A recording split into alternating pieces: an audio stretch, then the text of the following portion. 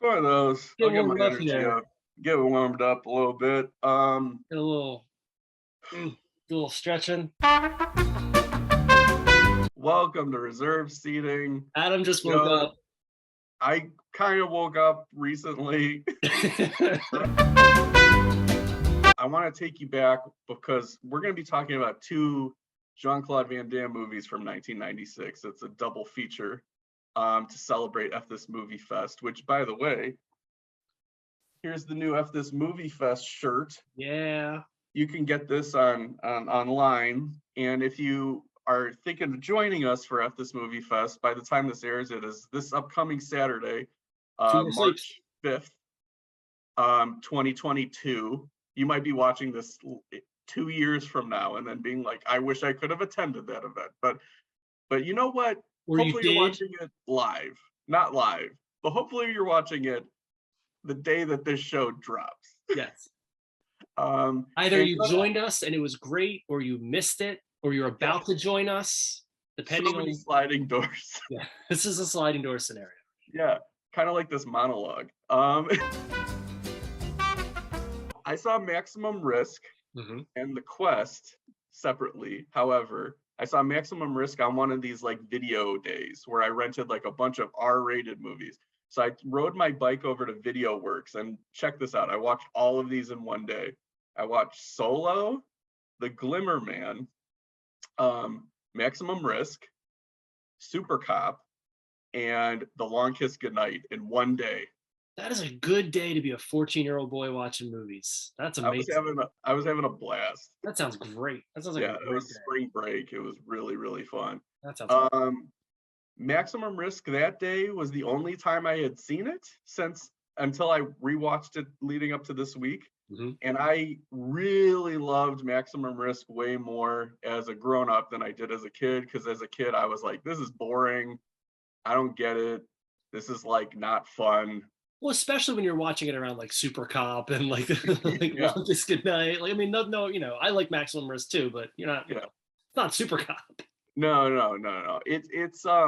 It's more modest in its action ambitions, and Yeah. that's something I kind of appreciate with it, where it's like the van's getting away. Let's shoot two of its tires, and then it like flips over, and then somebody like crawls out of the car all bloody, and then they're like, okay, can shoot him now, like once, and he's dead. It's sort of like that kind of movie.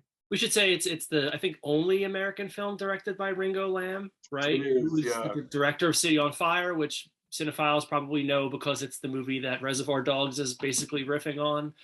But this is my first time seeing Maximum Risk, and I like what you said about it sort of being modest and its kind of '90s action ambitions. It's just like one of those movies that just like it just goes. There's a playbook. You just used to Yeah. just be able to go down the line and like car chases, and there's this Mhm. guy, and there's this cop character, and there's the girl, and there's two Jean Claude Van Dammes. Again, he couldn't seem to just avoid that. I don't know what it He loved was. it. He loved having two of himself in movies. And this was sort of interesting because, well, for a number of reasons. One is this sort of like was him kind of going back to the well a little bit with the brother thing, but also this was the first movie that he did for his Columbia Pictures deal, which I always like after the studio system when people were contract players, when like somebody will sign like a three-picture deal with a Yeah. studio.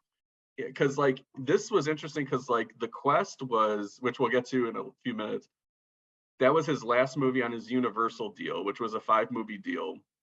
And then he went to Sony and did a Columbia Pictures deal. And this was the first one. And I think it's by far his best. What are your overall thoughts on Van Damme? Because I've thought of Van Damme as a guy who, especially watching these two, in which he's creatively involved in both. Because he does he have a co-screenwriting credit on this one? I don't know about that. I think he was involved with like bringing in Ringo Lamb from Right, he's the one who kind overseas. of hires Ringo Yeah. Lamb, right? And Yeah. then the Quest he writes and directs or co-writes and directs, right? Yeah, which was a problem from Yeah, what I which we read. get to, yeah. Yeah. But But yeah, I think that's the only time he directed until maybe like some of his DTV stuff or like right. JCVD, I think was him too He directing. has this to me like when we look at ego projects, when we look at guys like Seagal or Schwarzenegger or Stallone, Mhm. where so much or even Bruce Willis, where so much of it is about ego and machismo and all that. he definitely brings that, like he brings that energy of like this is a Van Damme movie, you know, and there needs to be certain things. But he seems like a guy who like pretty more committed to the story. He Yeah, does seem to want, you know, heart and emotion in that sort of, you know, that sort of, you know, burly guy muscle man way. But like he does seem to want to bring emotion, and he wants to have romance, and he does seem to get preoccupied with things that aren't necessarily just about stroking his ego, but more so yeah. about like I'm an auteur. Like he sort of approaches it that way. It seems like when he, especially when we get to the quest later on. The more I get older, the more I realize that Van Damme is my number one guy Yeah, in among the action tough guys of the 80s and 90s. And that's because of a lot of the things that you said. I think that I described, there's a pitcher for the White Sox named Ronaldo Lopez, who's super frustrating because you feel like you're going through the entire human condition with every start of his. Van Damme kind of has a similar sentiment for me, where I feel like very invested in his persona and what he's doing on screen with every performance. It's almost like I'm taking notes and like I'm trying to figure it out. And he does have like a charming side, but then it kind of like you can tell when he's dipped in energy. It's sort of like Eddie Murphy, like Beverly Hills Cop 3 era, where it's just like he clearly is sad and wants to be an action star, and it's visible on screen. Like I like that Van Damme kind of wears his heart on his sleeves a lot.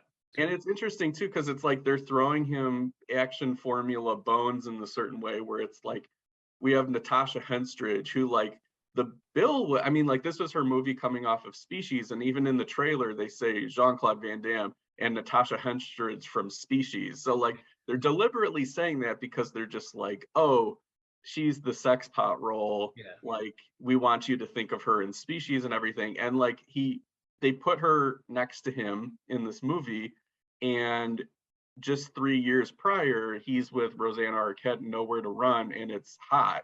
And in this one, it's supposed to be hot, but like it kind of isn't. And it's more because like he's sort of like low energy in this one.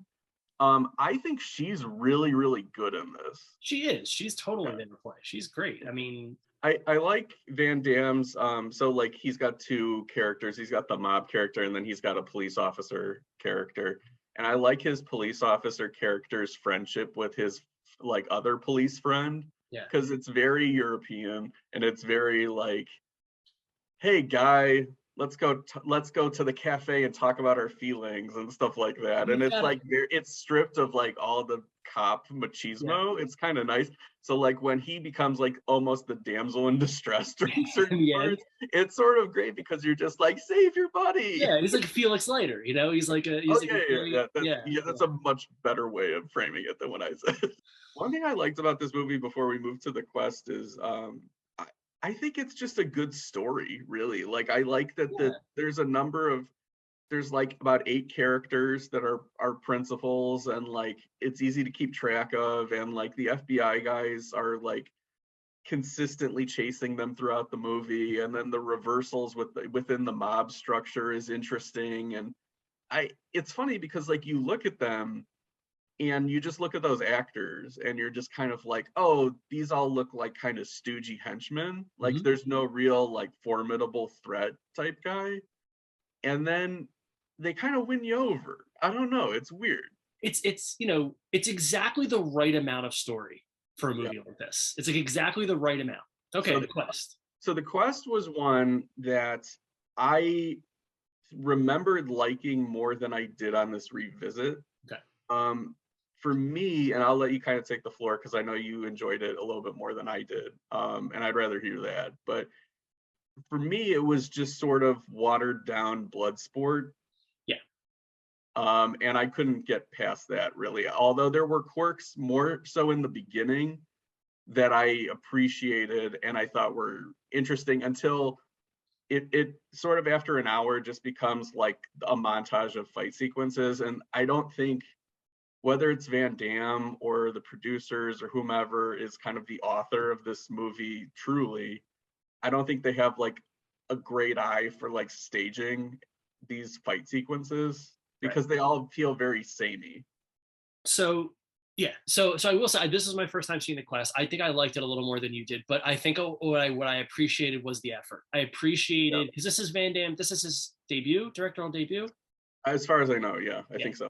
So he understands the movie he Mhm. wants to make. He Yeah. understands what he wants out of it. He wants this high-minded adventure. He wants the sort of as you said, like the blood sport or the Enter the Dragon or the Mortal Kombat of it all, where it's like it's a tournament and all that. And even though the execution is a little sloppy, things like the Roger Moore character, you bring in Roger Yeah. Moore as this sort of rapscallion, sort of, pirate, colonialist pirate, English dandy, but he's sort of got this like crew of miscreants and stuff like that, and he's Yeah. scheming. He's always scheming, and like that character, that sort of stock character. I think I think this movie is beneath Roger Moore, but I appreciated that he was there for it. And he, by all counts, apparently did not like the experience of making it, did not like Van Damme at all. Thought the production was really scrappy and messy and didn't think it was going to plot out well. I think what I appreciated with this was the effort. That again, to go back to that thing of Van Damme wearing his heart on his sleeve.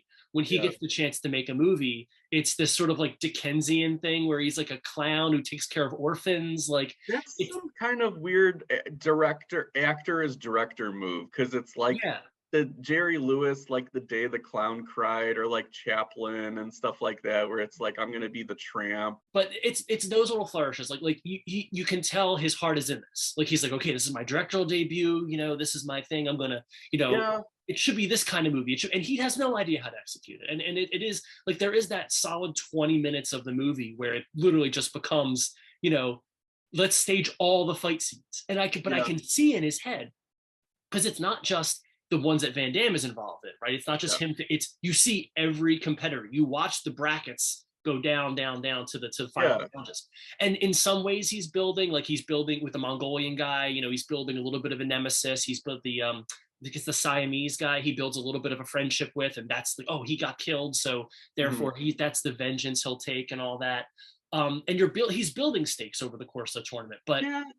it's I, also, but the execution is just bad. I kept thinking of Casino Royale, and one of the brilliant things that Casino Royale does is it makes watching hours and hours of poker interesting and dynamic. You know what I mean? Yeah. By setting up these sort of minor stories over the course of that long chunk of the movie, because it does take up a big chunk of the movie. This one is, as you said, sort of just like, here's a montage of fights. He almost feels like too deferential to the rest of the cast, where it's like, let's make this an ensemble. And because of that, it doesn't feel like anybody's in control to me. Yeah. Because he's sort of like a passive protagonist in a lot of ways. And then like you get sections where Roger Moore sort of takes over, and like he's like 10% as charming as I think that he thinks that he is, at least to me. He understands the scenes that he's in. He He gets understands it. how to play them. Yeah, They just don't connect to the rest of the movie. Yeah, and then I just think that during the fight sequences, when the movie really needs to kind of like gel, it's not the staging so much of like where it's set in the movie and like that it's fight after fight after fight. It's like it's just missing like a spice. Like in Bloodsport, they got those like really over the top like 80s power ballads playing like during this. And this is like the Randy Edelman score, which is like a lot classier and kind of more like welcome to this mystical like place in the Far East and everything like that. And I don't know, it just doesn't, it feels kind of muted to me for some reason. No, and again, it's the execution, and I don't think the execution of this holds up very well. I just think that if you looked at all the elements on paper, you could see what he wanted to do. You could see what he was going for. You could see why. You could see the movie he saw in his head. Do you think that there is a movie that ends that era, like, or maybe a year where that truly that movie star action, like star-driven action vehicle? Do you think that it ends? Because we talked about like End of Days and like when they're kind of struggling to hold on. Do you think there's a time where that really ends? Yeah, I think that the jig is kind of up around. I was thinking Matrix. Yeah, that's what I was thinking too, because like in 98 you still kind of had like guys on their last legs with some of these movies. But but then like it starts to turn into like them going to DTV, or like them going to like franchises and things like that, or um just pivoting to more dramatic things like Willis and Snipes and things like that. So I think, yeah, like Blade, The Matrix, that sort of period is sort of when Star Wars, like it like the heyday of this, I feel like, is when you take it from like maybe 85